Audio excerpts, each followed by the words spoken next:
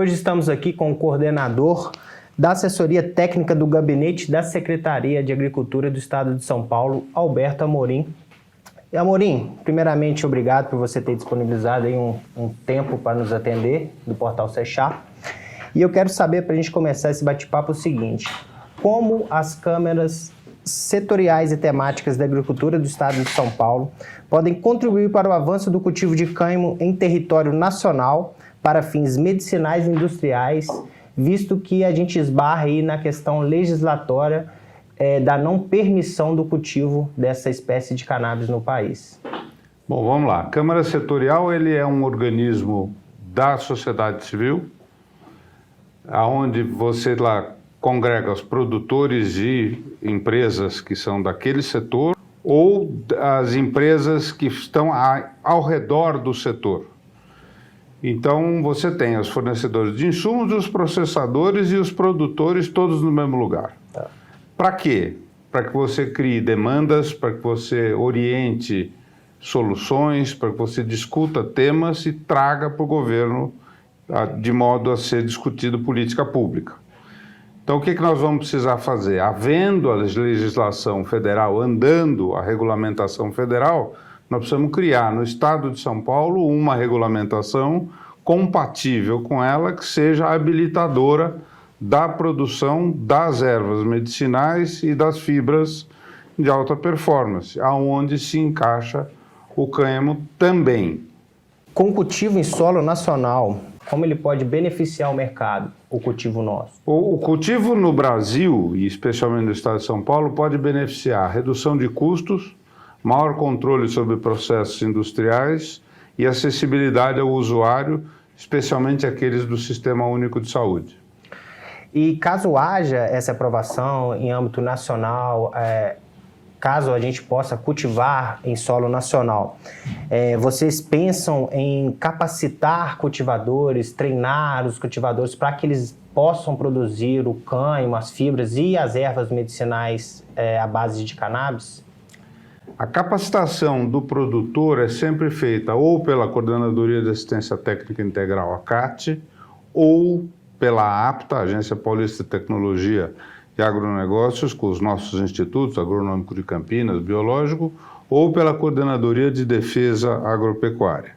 É sempre uma ação conjunta e é sempre com o viés do mecanismo legal, o que pode ser feito dentro da lei, dentro da regulamentação. Então, é uma orientação. Quem capacita tecnicamente esses produtores é algum parceiro que virá ter conosco. Universidades, fundações, empresas, o SEBRAE. Então é uma ação conjunta, não é uma ação exclusiva da Secretaria. É muito bem-vindo que isso aconteça, mas só vai acontecer, como você falou na pergunta anterior, depois da regulamentação, depois do marco legal. Há perspectivas para essa regulamentação ocorrer? A gente pode esperar aí o cultivo nos próximos anos? Essa é a pergunta de $1 bilhão. Como é que o Congresso vai desenvolver os 2 PLs que estão lá andando? Nós não sabemos, né? É uma pauta importante? Hoje não é a pauta mais importante que está no Congresso. Então ela está num ritmo normal. Deve acontecer nos próximos anos? Sim. Quando? Eu não sou capaz de responder para você. E como funciona essa aproximação com o agro, com os grandes produtores hoje do Brasil?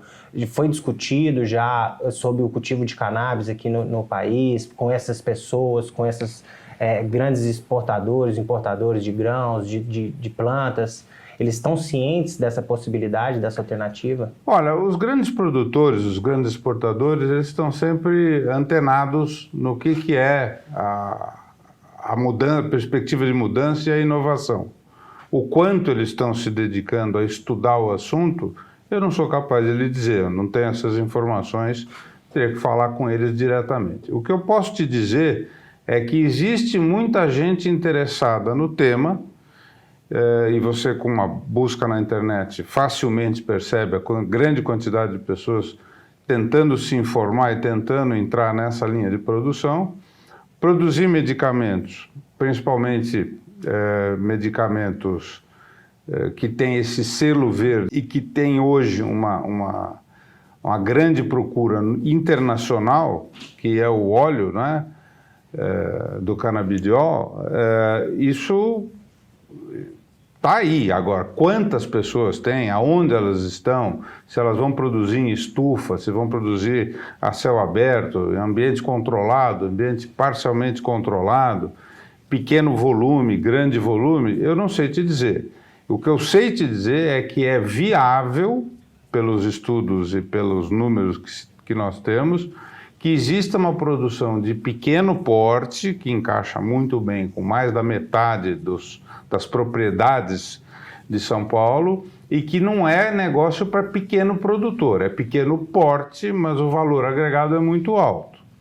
Então isso pode ser um estímulo muito grande e pode ser como negócio principal ou como negócio acessório, tá certo? Então, aonde vai se dar essa grande produção, não sei te dizer, mas havendo a regularização, havendo a normativa técnica, existe a possibilidade de São Paulo ser um grande centro produtor e com certeza vai ser um grande centro consumidor em função do tamanho do Estado, do poder econômico do Estado e tudo mais. Sem falar que a planta também, ela não faz só o óleo medicinal, né? Sabemos aí que ela é fitorremediadora de solos, pode servir também para diminuir as taxas de carbono na atmosfera. Ela pode também servir para óleo, biodiesel, bioplástico, construção civil, roupas, outros materiais também. Vocês apoiam esse uso industrial também? É uma pauta que vocês discutem aqui dentro? Não tem como você olhar para um produto, qualquer produto, e isolar apenas uma característica do produto. Quando nós olhamos o produto, nós olhamos toda a cadeia produtiva e toda a capacidade que você tem de agregar valor naquela produção.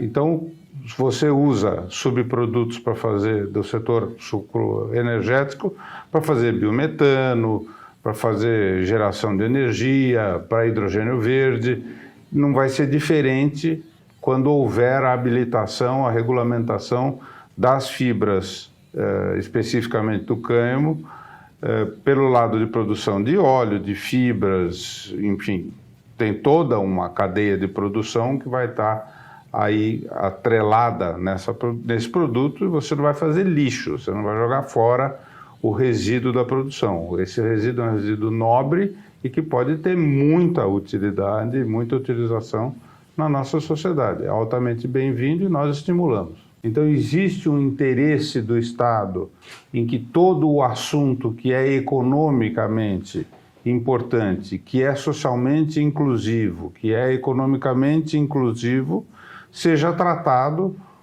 abertamente, com muita transparência e com todos os detalhes. Nós não queremos fazer nada sem controle e nem deixar que coisas que são benéficas para a sociedade, temas benéficos para a sociedade, sejam tratados de forma leviana. Então, existe uma estruturação padrão de câmaras setoriais, nós estamos pensando a estruturação da Câmara Setorial de medicinais e fibras naturais, aonde está inserido o cânhamo, não só o cânhamo, mas também, provavelmente, principalmente o cânhamo, respondendo a essa habilitação, por exemplo, de uso no SUS do óleo no seu formato de consumo medicinal. Então, estamos nos preparando para essa inovação que deve acontecer pela área jurídico-legal.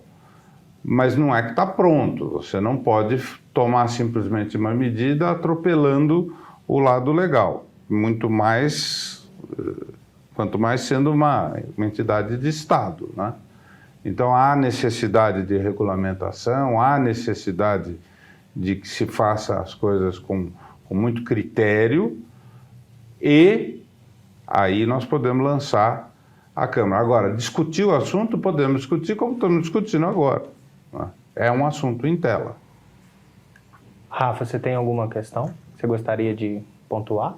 O que a gente precisa é realmente se colocar à disposição para fazer esse aporte técnico daquilo que for necessário de informação, para conseguir essa viabilização, que eu sei que ela não é simples e o tema é mais polêmico do que precisaria ser, e aí ele acaba exigindo uma delicadeza maior na hora de tratar do tema, não só a gente ter os fatos empíricos, mas também ter essa sensibilidade do momento, como fazer isso. Mas eu acho que foram perfeitas as colocações, eu estou bem feliz com isso. E outra questão em relação ao lobby interno, né, dentro da Câmara Legislativa. Como é que você acha que está andando? Né? Como essa... Eu não tenho essa informação. Quais são os deputados que estão trabalhando nisso, os senadores Existe que algum estão... movimento do próprio Tarcísio dentro desse lobby? Não, o movimento que o governador fez de habilitação do uso do medicamento Pelo SUS é um movimento inovador, contemporâneo, inteligente, porque existe a comprovação, e ele mesmo percebeu usando em família, né? Um familiar dele teve necessidade de se medicar usando o CDB e foi muito bem, né? Então, você ter um governador que tem espírito inovador, espírito contemporâneo de fazer a modificação, é altamente desejável. Agora, naturalmente, o governador não quer que se faça nada de maneira assodada. Tem que fazer com grandes critérios técnicos. Ele é um engenheiro muito técnico e ele demanda que nós tenhamos o mesmo tipo de postura, não é? E nós não podemos fazer diferente, tem que ser, não é? Nós estamos falando de um medicamento, ou seja, um medicamento que você tem que ter critérios de produção controlada para que ele tenha padrão de qualidade alto, que possa realmente atender a necessidade daqueles que serão medicados com esse produto, não é? As dosagens precisam ser definidas pelos institutos de pesquisa. Claro que vão usar números e pesquisas internacionais também, mas você precisa entender a planta no meio tropical e subtropical, como é que ela trabalha, quais são os índices dos produtos químicos e outros componentes que ela produz. Não é igual, você quando produz uma planta em nível subtropical e tropical, ela tem potencial de 300 toneladas de matéria seca por hectare contra, no meio temperado, Europa e Estados Unidos, de 100, é o triplo. Não é? Isso, estou falando números assim absurdamente genéricos, sem falar em cultivares de alta performance. Eventualmente você pode ter até mais aqui. Ah, mas tudo isso vira óleo? Não, essa é a produção da planta como um todo. Aí você tem pedaços da planta que vão se transformar em material a ser processado para extrair óleo e outros pedaços que vão produzir fibra. Né? Você não faz o óleo da planta inteira. Agora, tudo isso assim que é regulamentado, nós precisamos divulgar, contar, para que a população conheça o que é, para entender a diferença da planta que produz o cânhamo medicinal, da planta que produz o tetrahidrocanabidiol, que é a maconha recreativa, como eles chamam, muito em voga na Califórnia, nos Estados Unidos. São plantas totalmente diferentes. Uma é um arbusto que é pontudo, né, que tem uma altura próxima de 1,80 m, 2,10 m, né, com a saia larga vindo até o chão. A outra é uma planta de fustes longos, que pode chegar a 2,5 m, 3 metros, dependendo da forma de cultivo, e tem uma estrutura de planta completamente diferente. É como se você comparasse um feijão de corda com soja. São plantas primas irmãs, são leguminosas, mas elas são totalmente diferentes, e você conduz a produção de forma diferente. Então, tudo isso nós vamos ter que divulgar, mostrar, fotografar, filmar, mostrar que é diferente. Existe gente que ainda tem resistência ao medicamento por entender que ele faz parte da droga recreativa, daquela que tem alta capacidade toxicológica, né? Não é isso, são coisas totalmente diferentes e nós precisamos mostrar isso. Agora, não podemos sair por aí autorizando plantio e nem plantando sem o rigor e a formalidade que é exigida pela lei. Então, há que se ter calma e muita paciência para que se passe uma lei boa, que permita o cultivo adequado e que permita a esses agricultores não serem taxados de produtores de droga, ter lavouras destruídas, vir gente incendiar a lavoura na beira do asfalto. Precisa ser um negócio claro, né? E aí uma outra questão, uma última questão, que a gente também conversou anteriormente, foi do pequeno, médio e do grande produtor. A maior parte do abastecimento do Brasil é feito pelo pequeno e médio, você havia comentado. Sim. Produtor, né, rural. E como é que esse mercado você acha que impacta esse pequeno e médio produtor? Bom, como eu falei anteriormente, pode ser, já que é um produto que pode gerar grandes rendas por hectare em produções altamente controladas e de pequeno porte, pode ser uma grande saída para pequenos e médios produtores. O pequeno proprietário ou o médio proprietário não necessariamente é produtor de pequena renda. Dá uma olhada, por exemplo, no setor de uva vinícola. Ele produz grande renda por hectare. Dá uma olhada no pessoal que trabalha com estufas, com aromas, com especiarias. Também tem uma grande renda por hectare. Nesse caso, as medicinais e o cânhamo vão se encaixar nesse nicho de produção de área de pequeno porte com a grande produção em termos de dinheiro por hectare. É diferente de você pensar numa lavoura de cana, numa lavoura de soja, numa lavoura de milho, que você precisa ter grandes áreas de produção.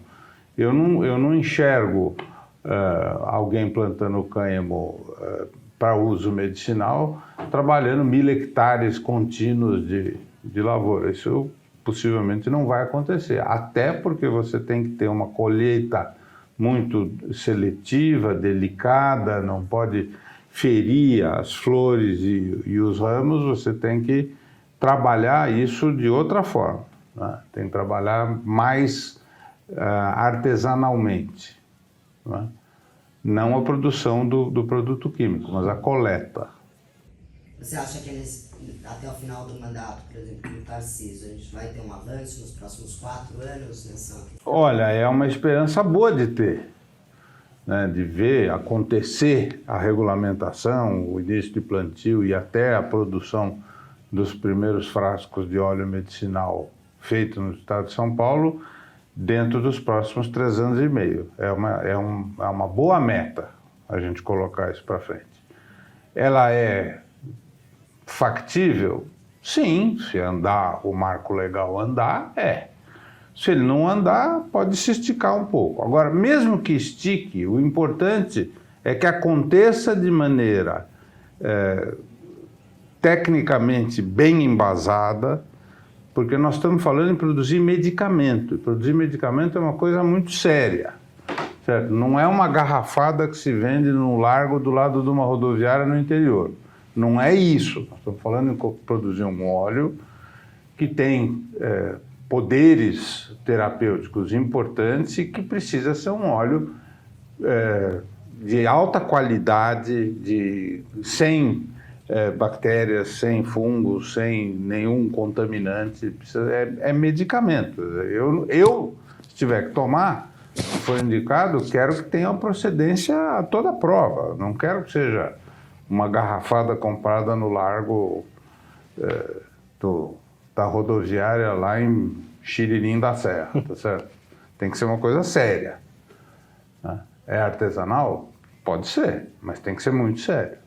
Como são, por exemplo, olha a qualidade dos queijos paulistas. Por quê? Porque se fez um processo muito sério, muito bem montado, e a qualidade gastronômica e do alimento, em termos de saudabilidade do alimento, é altíssima. É o mesmo conceito. Ah, quanto demorou? Muito tempo, né? A gente aprendendo, de repente, é mais curto. Neste caso, demanda uma lei federal. Então, nós precisamos ter a paciência de aguardar a lei federal. Alberto, eu tenho só mais uma dúvida.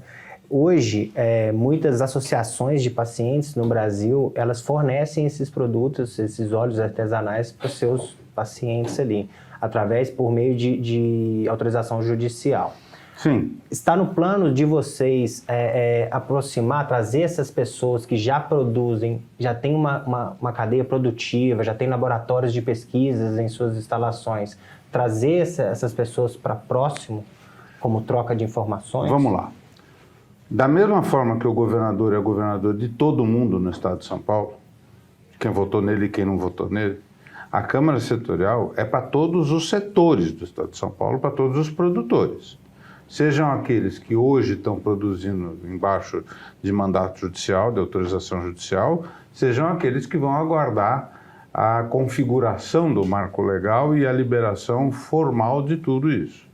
Nós não podemos fechar a porta para uns em detrimento de outros, nós temos que estar abertos a todos.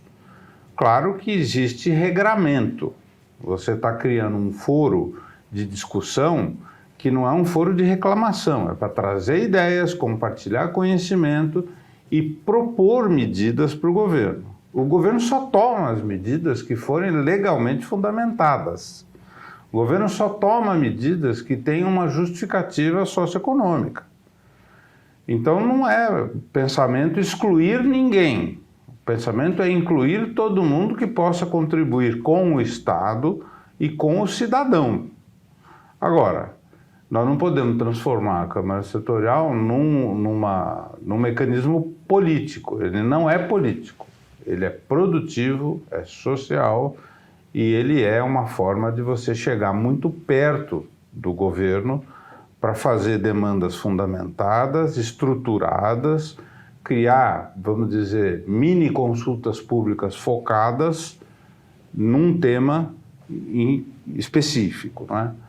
Então não dá para excluir ninguém. Agora, a particularidade de você estar produzindo sob uma liberação judicial, sob mandato ou não, é uma possibilidade histórica, não tem nada a ver com a Câmara Setorial, é um momento que nós estamos passando. Podia acontecer com qualquer outro produto.